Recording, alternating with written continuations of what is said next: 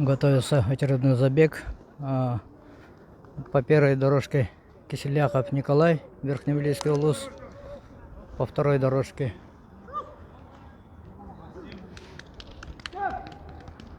Егор,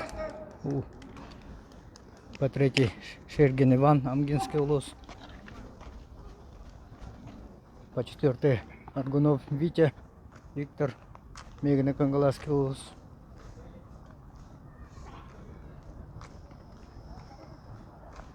И по шестой дорожке Колодезников Иннокентий, Усалданский улус. Вот это забег сильнейших на дистанции 400 метров.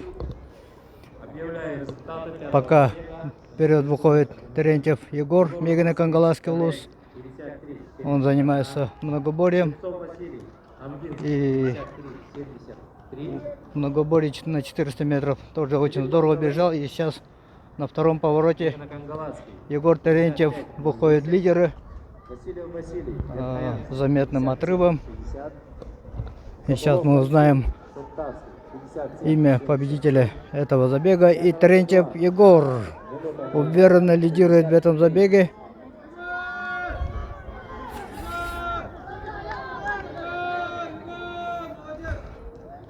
Итак, забег выигрывает Терентьев Егор, вторым Шергин Иван.